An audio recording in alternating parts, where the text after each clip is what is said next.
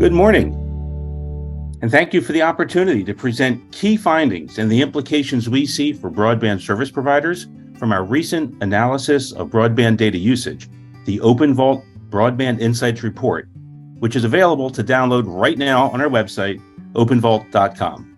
We're going to dive into what we found and get into it, so let's get started right now.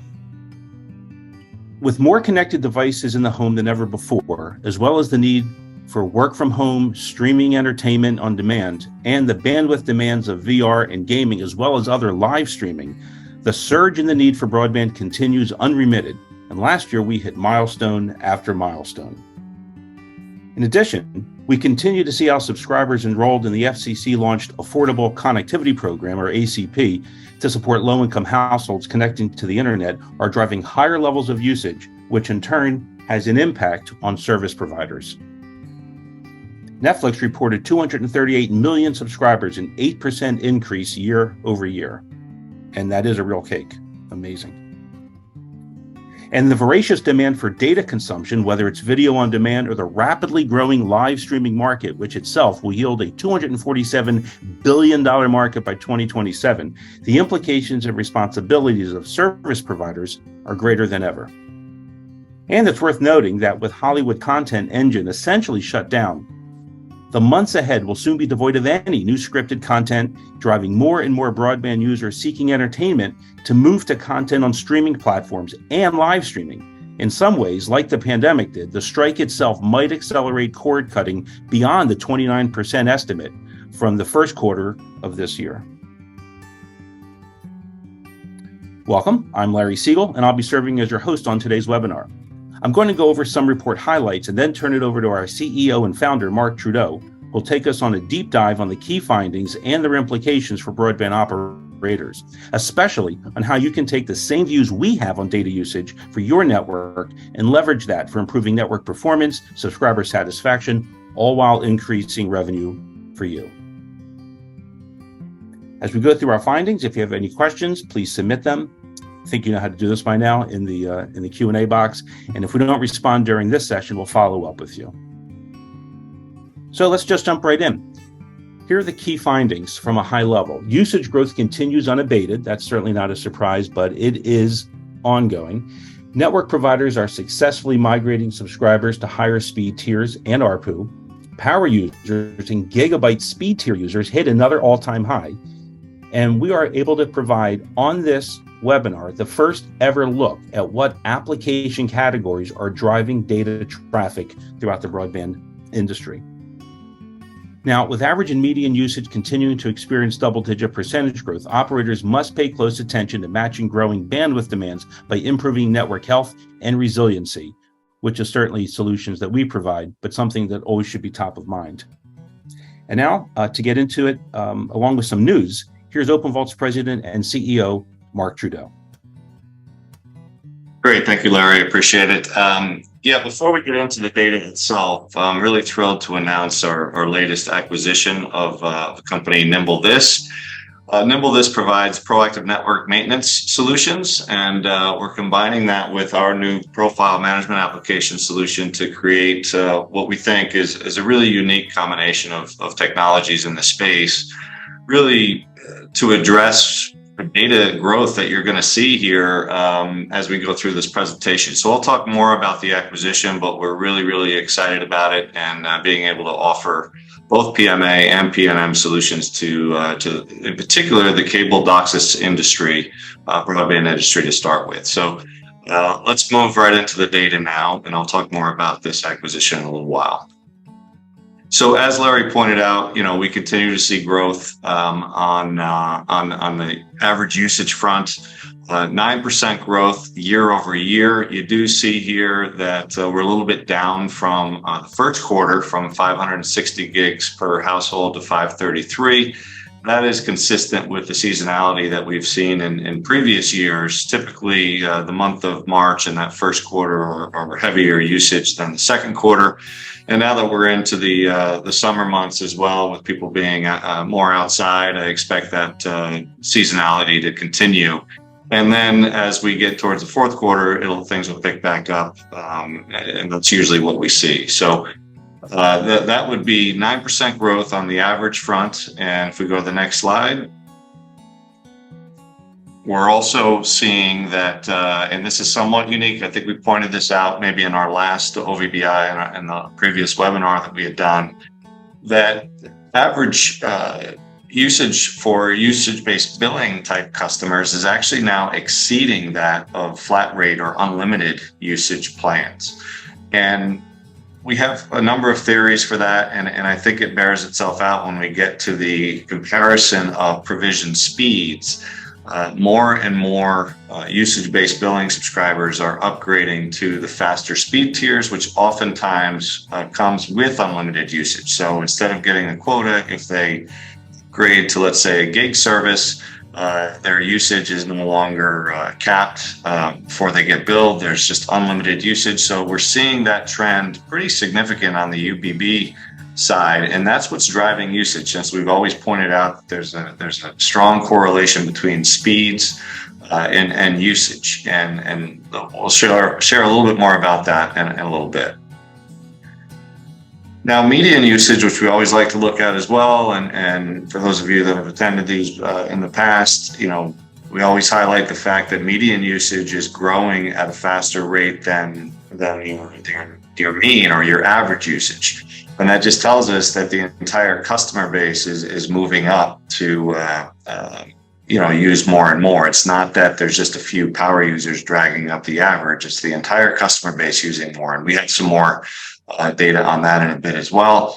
Here you see median usage significantly higher for usage-based billing customers. So again, this trend, we used to see that usage-based billing had really a less of a usage profile, less data consumed than flat rate billing plans. But that has shifted now. And again, it's really because operators have been successful in the way they have created their usage-based billing plans that really incentivize subscribers to move up to faster speeds. And again, back to the correlation, the faster the speed, the higher the usage. So that bears itself out here in the data.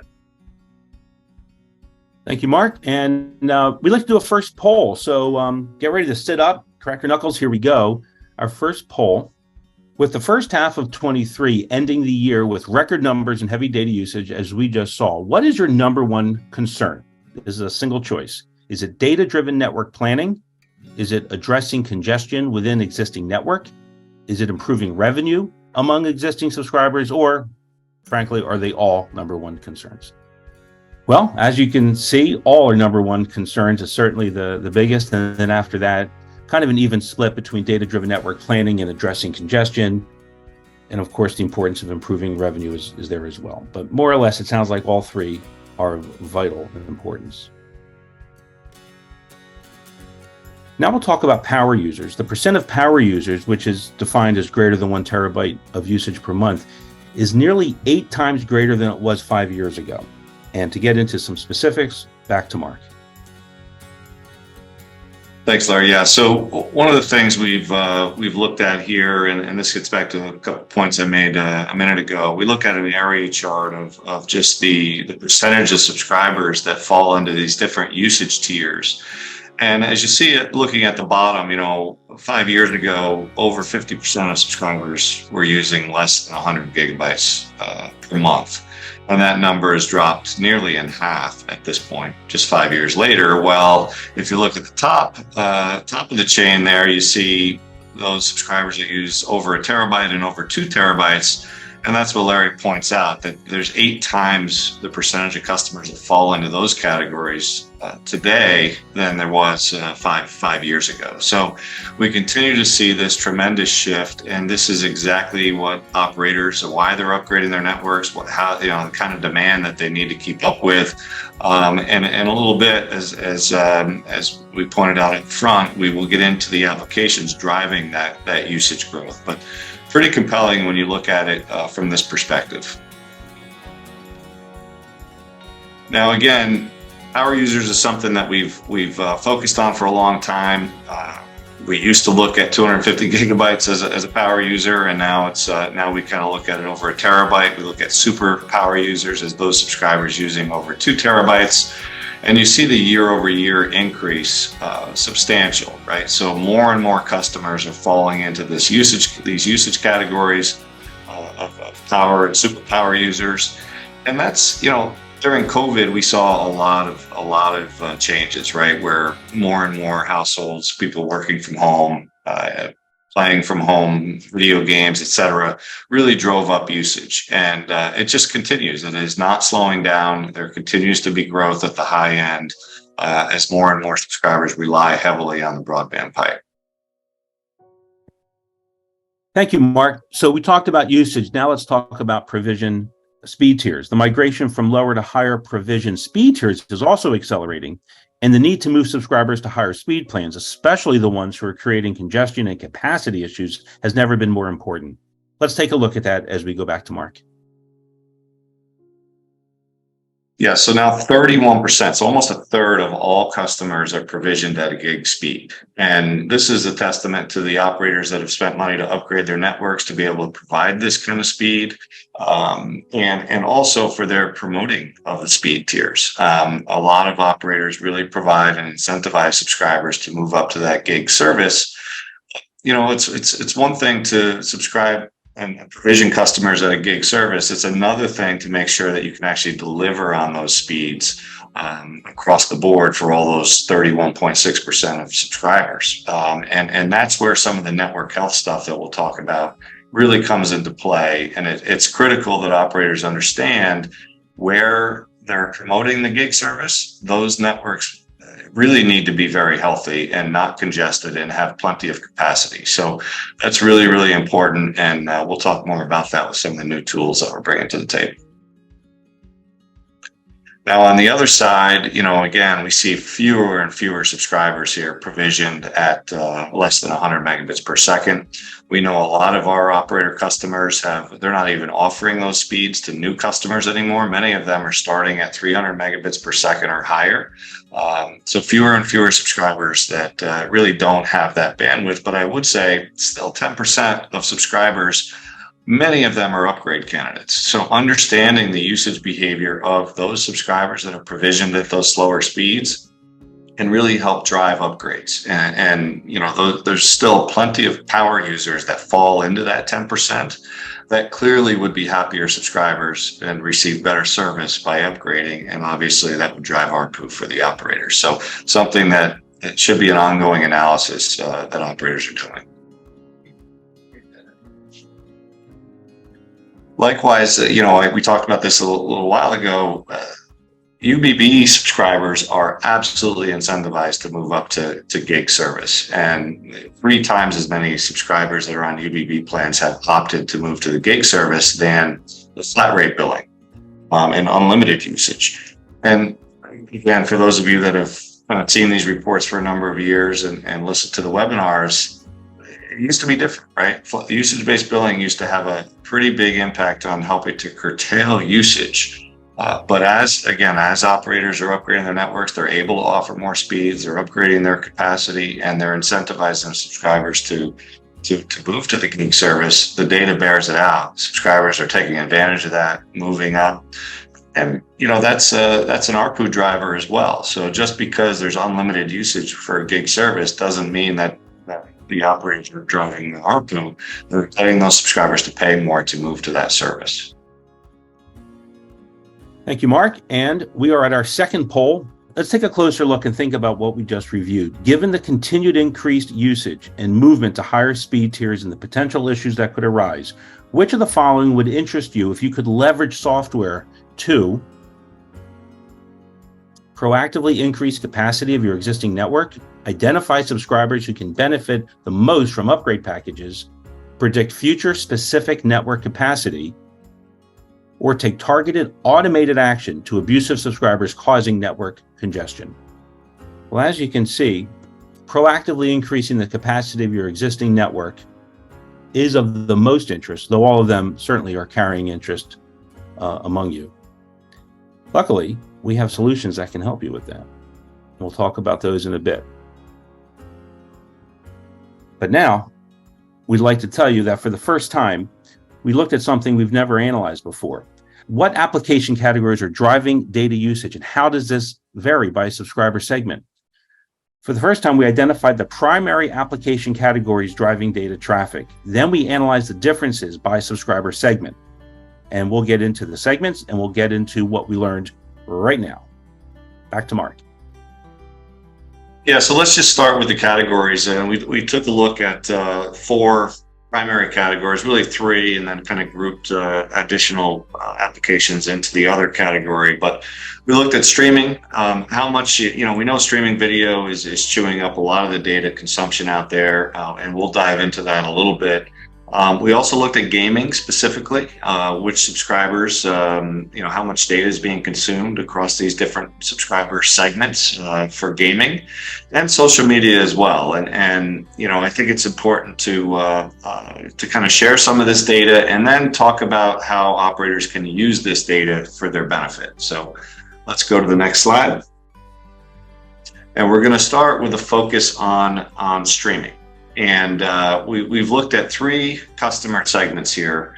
Power users, as we always like to look at, their usage profile, the average user, those subscribers that are kind of in that 400 to 600 gigabytes per month range, and then the very light users, those using less than 100 gigabytes. So as you can see, the power and average users, it's about the same percentage of the data that they're consuming is accounted for via streaming. But when you look at the actual numbers themselves, you see that power users are streaming 6 times the amount they're consuming 6 times the amount of data for streaming than the average subscriber, over 2 terabytes per month for all those. If you look at all power users over a terabyte of usage, many of those consume 5, 6 or more terabytes. On average, 2.2 terabytes per month is being consumed via streaming, where only 377 gigabytes per month are being consumed by the average user when it comes to streaming.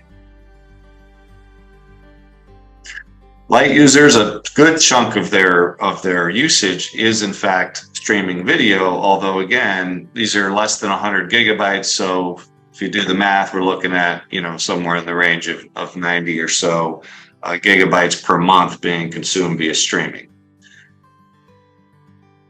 So no surprises that streaming is what's driving a good chunk of the usage. But gaming is of interest too, and you do see that power users are consuming nearly a half a terabyte a month in online gaming, which is just a massive amount of data, and that represents almost 23 times the amount of data consumed by the average user for gaming services. For light users, gaming is almost non-existent. It's really not something that light users are focused on. That's obviously contributing to their overall usage per month being lower. It's just not something that's a habit of the low users. Social media, again, social media is something that subscribers across the board are obviously using the internet for social media. So no real surprises here. Again, if you do the math actually on the amount of data that's being consumed, you still have just a massive amount on the power user side. But a good chunk of the average user's data consumption per month is in fact social media. So now why is all this data important? So I think we have a slide. So we have a product that we call our traffic analyzer, which ties into your routers and collects IP traffic, and we're able to tie that back to individual subscribers, which can provide some unique insights. But there are many uses of this kind of data, and I won't go through all these, but a good example is just who are your gamers? Because those gamers are the ones that really need the bandwidth. They should be absolutely targeted for upgrades. And we've had numerous operators approach us about that. Help me figure out who my gamers are through the use of this data. You can make more effective peering decisions and effectively cut your costs in that respect. You can identify denial of service attacks and such. You can improve your decisions around caching, making sure that's working properly, your capacity planning, etc. So there's a lot of uses of this type of data. And it's a new product that we're bringing to the market, and we want to make sure we can highlight this in today's webinar, because we're always talking about usage and usage volumes, but we haven't really gotten into what applications are driving it. Thank you, Mark. Another area of focus in this OVBI that is available for download on our website at openvault.com is focusing on the ACP. OpenVault analyzed usage behavior of thousands of ACP participants, providing insight into the impact of the program. We've observed that many participants subscribe to internet plans that are covered in full by the $60 subsidy, and they're considered fully subsidized. But others apply the $30 toward a higher priced plan with a faster speed, which we're calling partially subsidized. Without a doubt, ACP participants are taking advantage of the program, and their bandwidth usage exceeds that of the broader population in most categories. However, there are some interesting differences to note, and Mark's going to take us through that now. Yeah, so we reported on this about a year ago or so. We started reporting on this, and we were just amazed at what we observed here with ACP subscribers. Our expectation was that the usage profile would be less than what we'd see from an average subscriber. But in fact, it's the opposite. And the more we looked into it, the more we realized that a lot of these ACP subscribers are actually what we call cord nevers, right? They never had video. They never had set-top boxes to consume content. They went right to the broadband pipe, and they're taking advantage of it. And so these categories that Larry just described, and fully subsidized, would be those ACP participants that just get their entire bandwidth package paid for through the ACP program. And they're averaging over 18% more than the non-ACP subscribers. So it's just still kind of amazing that there's that much usage by subscribers, that frankly a lot of these ACP programs are giving subscribers in the 50 megabits per second range, but they're still consuming just a ton of data. And what we're also seeing is obviously a fair number of ACP subscribers that $30 is only partially subsidizing their bandwidth. They're actually opting to upgrade to faster speeds. And the result, again, due to that speed and usage correlation, is 40% more data being consumed by those subscribers than the non-ACP subscribers. So I think it's worth highlighting this. And the more successful operators are with their ACP programs, they really have to start paying attention to the impacts on the network because of this usage profile. Now, when we dive into the different speeds themselves and we look at just how much data is being consumed across these different segments, in every case, we can see here that more data is consumed by the ACP subscribers than the non-ACP subscribers. And when we isolate down to that 50 to 75 megabits per second plan, it's a massive difference compared to those subscribers that are not part of the ACP program that are also provisioned in that 50 to 75 megabits per second category. So while they're part of the ACP program and they're, in this case, at the bottom, they're fully subsidized, they would likely be much happier customers upgrading as well if they could afford it. And many customers are opting to do that themselves anyways, as soon as they come on via the ACP program. Many are not, though, and it might be beneficial to start offering some promotions to them, just because that usage profile is just a huge amount of usage for fairly low bandwidth. Here we're just highlighting the percentage difference, across each of those speed tier levels. So consistently more usage from the partially subsidized ACP subscribers than the non-ACP subscribers. So really, in conclusion, and we'll get into a couple other things here, but the demand for speeds is increasing, and that's driving more and more power users. That we know specifically now just how much streaming traffic is they're accounting for, how much gaming traffic. It's interesting to look at, and it's allowing you to really segment the marketplace and segment your subscribers in a whole new light, and it can present lots of marketing opportunities. I mentioned one gaming example. There are other examples as well. that we're happy to address, with our operator customers. ACP continues to be, kind of an amazing observation from my perspective. I just did not expect it, and the only explanation I can give is the cord never example, and the fact that all content is being consumed over the broadband pipe for those ACP participants. That is our working theory, and it continues to play itself out.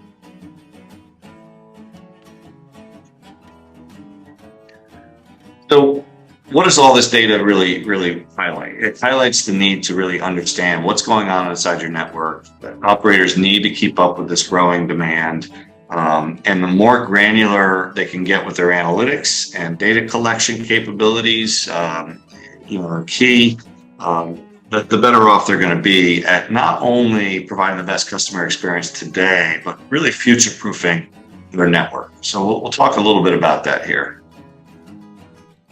So our solution suite, just for, again, those of you that aren't familiar with us, we focus really on three main areas: network management and optimization, monetization to help operators drive ARPU, and really ensuring that subscribers are engaged and that their experience is optimal. We have a whole suite of solutions across those different categories. What you're seeing on the bottom left is really what we call our closed loop automated solution. So we're collecting data, and remember, this report is generated from millions of subscribers that we collect data from across our customer base. It's aggregated, summarized, so that we can provide these key metrics.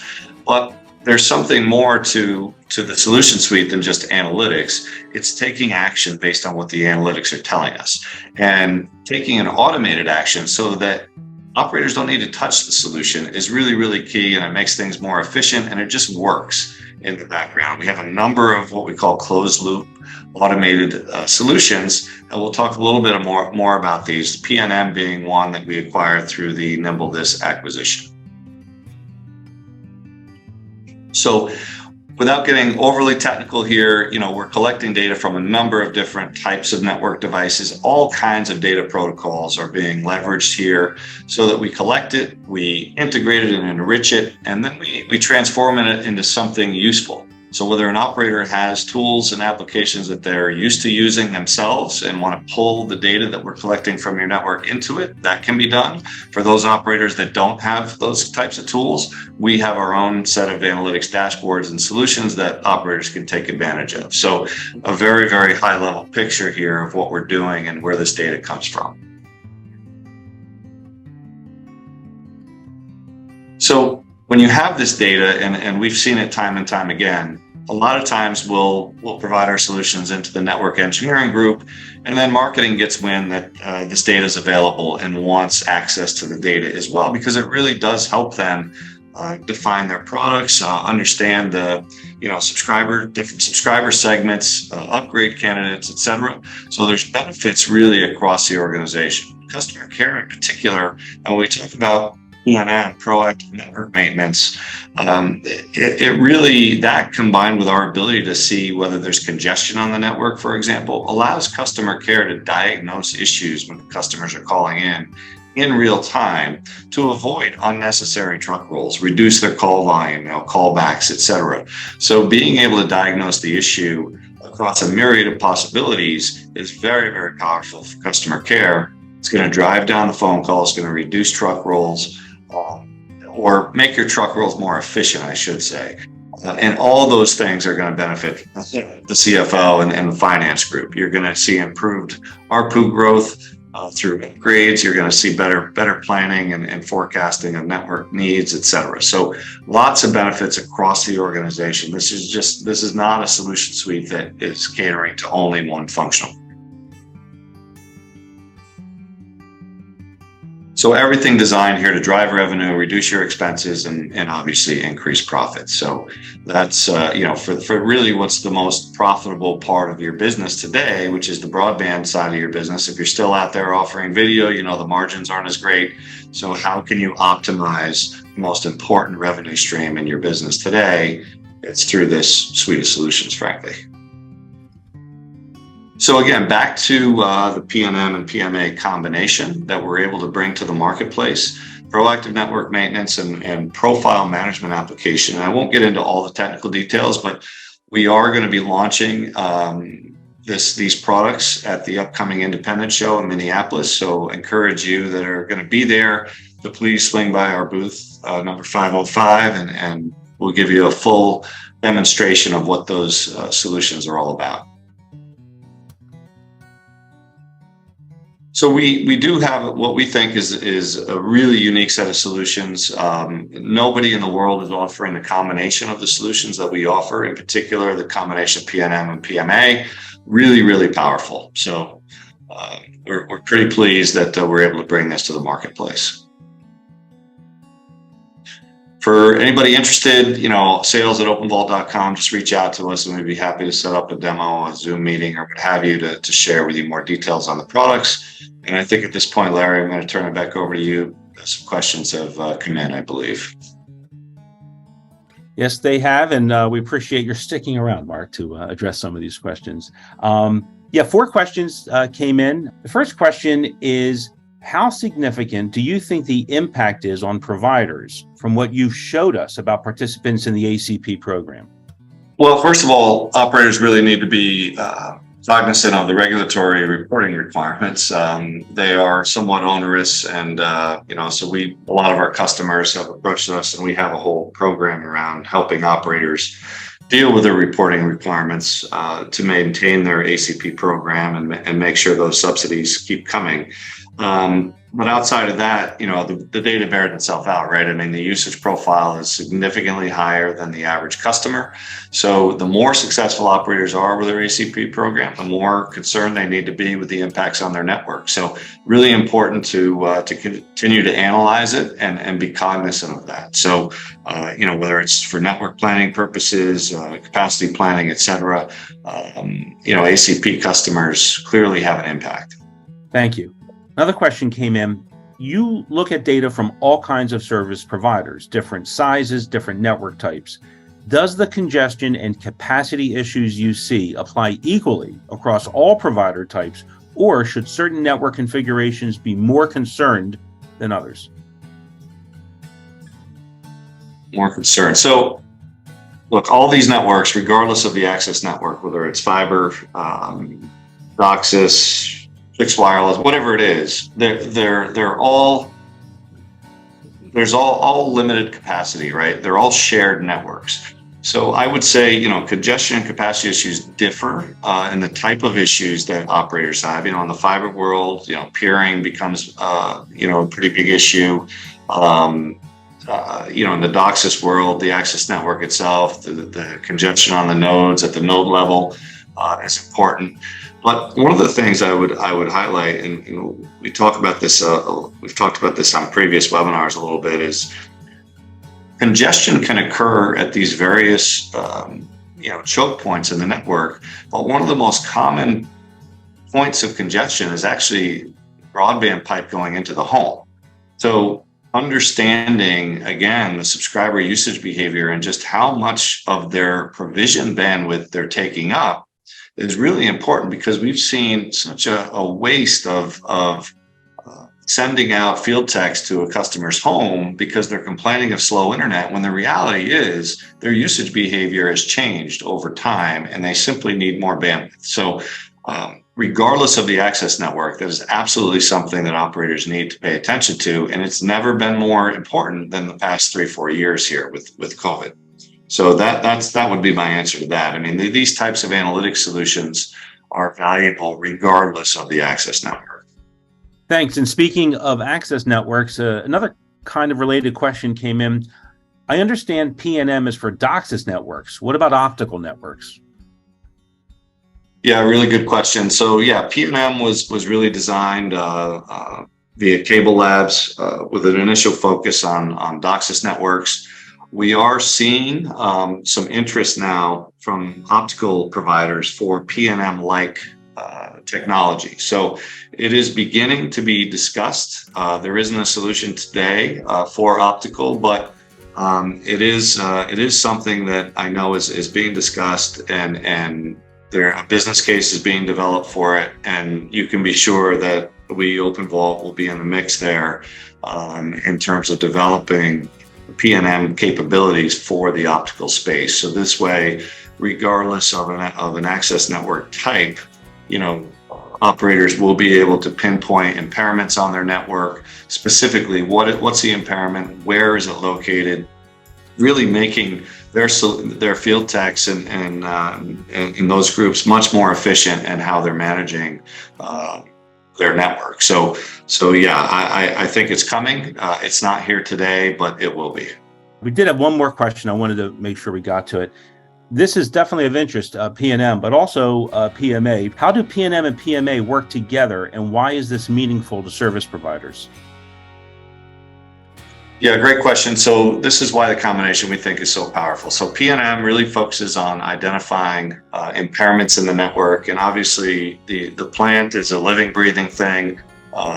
Storm rolls through, there's going to be impairments. There are various reasons for impairments on the network. So the set of P&M tools that we've acquired through the NimbleThis acquisition is just really, really powerful. We think best in class. The ability to identify impairments and provide a prioritization for the field techs to go out and fix those impairments based on a number of factors is really important. So that's number one, providing that visibility. What PMA does is it helps the operator work around those impairments to optimize the available capacity. And what we're doing is where our algorithms are calculating the optimal modulation profiles to apply to various parts of the network based on what we're observing when it comes to those impairments. So these solutions really do work hand in hand. And if you read up on Cable Labs and PMA application, you're seeing an increase in capacity when PMA is utilized of anywhere from 20 to 40%. We even have one of our customers that just did speed tests prior to the modulation profiles being applied and post, and they saw an increase in speed of 60%. Based on the fact that we were able to optimize the modulation profiles. So, they really work well together. One's about finding the impairments, prioritizing those impairments. The other is about optimizing your available bandwidth, making your network much more resilient to work around those impairments until they can be addressed. So it's a really powerful grouping of technologies. And as I mentioned before, we are the only vendor out there that has that combination. And that's why we're super excited about this recent acquisition and the solution suite. So please, those of you that are going to be at the Independent Show next week, please swing by our booth. We'd be happy to share more detail. Thank you, Mark. If we did not get to your question, we'll let you know. We'll reply to you. Thank you for attending. Don't forget to stop by our site and download the report. And until next time, be well.